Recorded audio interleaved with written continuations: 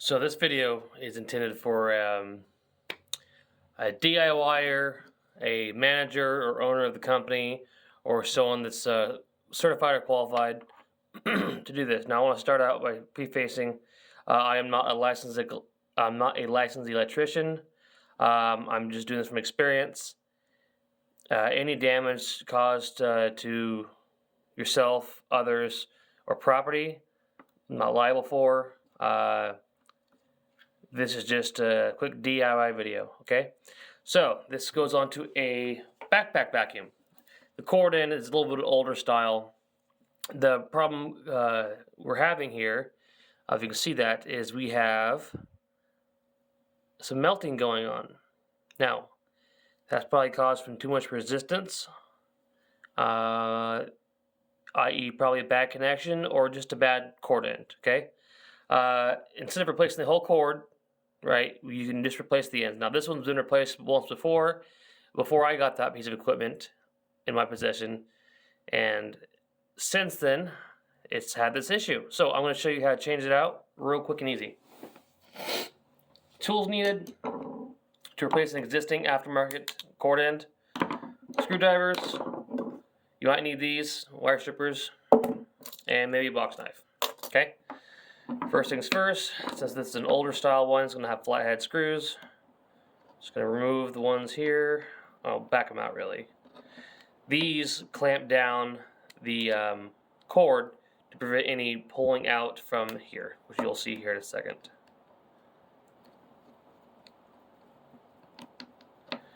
Those are loose. We got 3 right here. You can see that. What camera's at? 3. Okay. These are a fillet or a flathead, but I got a flathead in my hand, so I'm just going to go ahead and use that.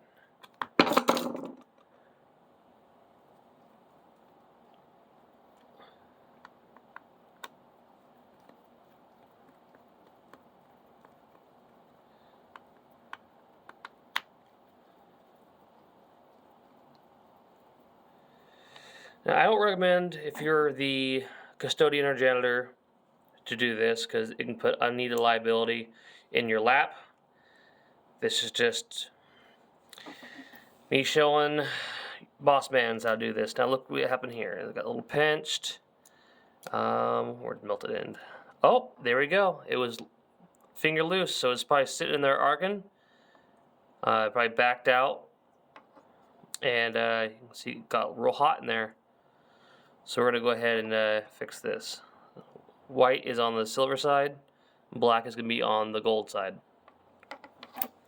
Assuming that the last person wired this correctly, because I can never remember which is which. I usually just look at a diagram online, but for all intents and purposes, this will work just fine. Boop. Pull that off, throw it away. I could have just tightened the screw, but since there's already damage from the heat, I decided to not do that. So look what we found right here. That is going to cause a short, blow breakers, and cause problems. So we're going to go ahead and start over.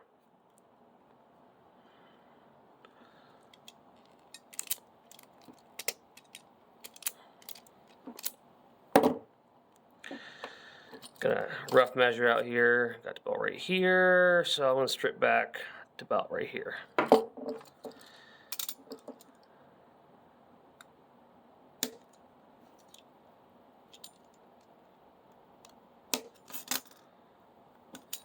Now I know I have the wire stripper tool right there, but for this outer skin of the cord, it is just easier for me to do it this way.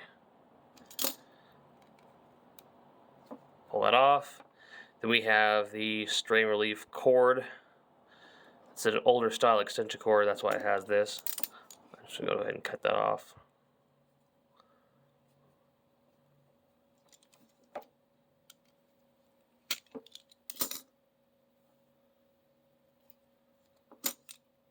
Always cut away from you so you don't cut yourself.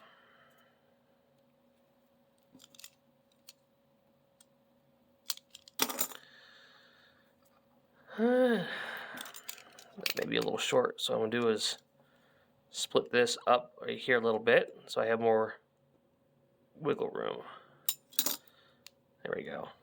That way I can maneuver a little better, pull some out if I need a little more, trim some off if it's a little too short. Okay. Now we're going to go through it. This is the ground. The other one's neutral and hot. You don't need a whole lot off there. Twist the wire.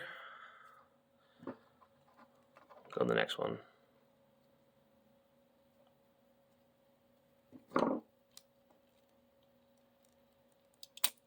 A little more. Not much.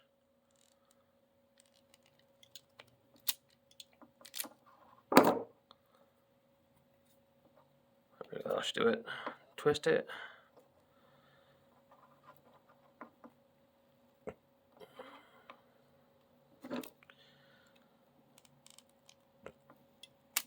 Also, it's not really need to be said, but apparently not a lot of folks have common sense these days. If you're doing the female end, you know, something looks like this, make sure it's unplugged from the wall before you take it apart. You know, that just occurred to me. All right, take the new one apart. It's got one screw that's not loose. Make sure these are nice and loose.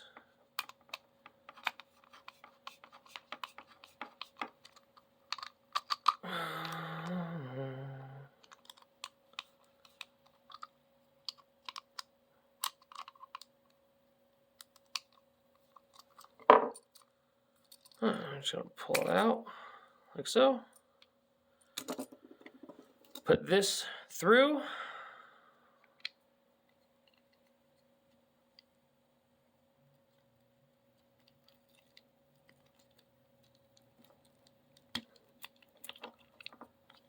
Make them pretty again.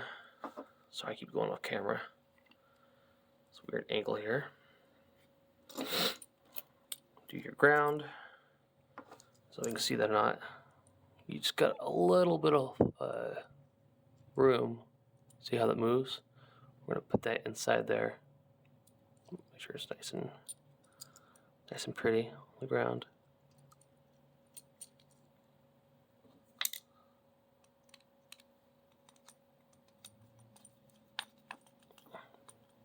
Just gonna get it finger tight for now. I'll make sure it's snug before I'm done here.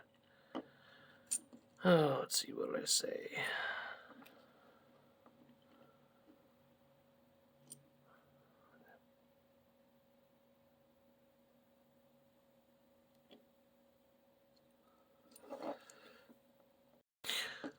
All right.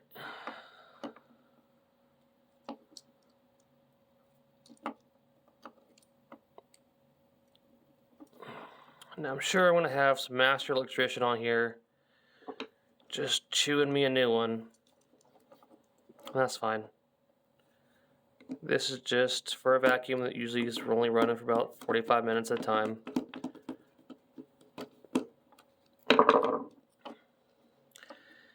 So every place, every city, state has got a different code.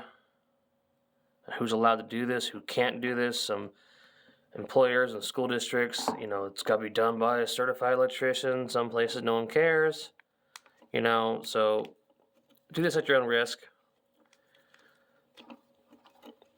Use good judgment.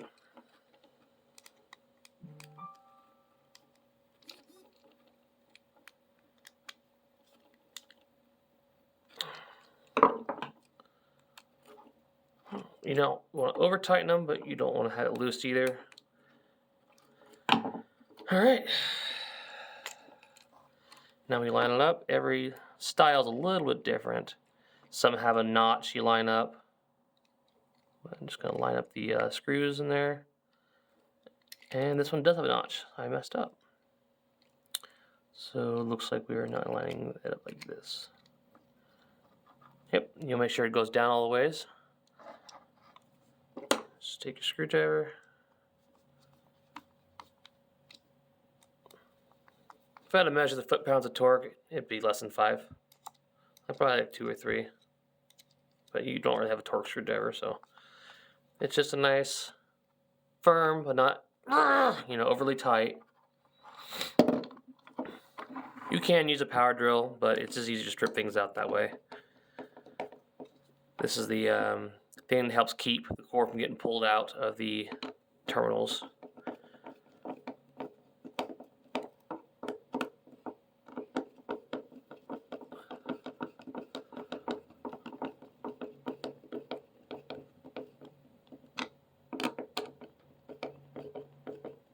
Just some basic maintenance on your backpack vacuums, upright vacuums, stuff like that.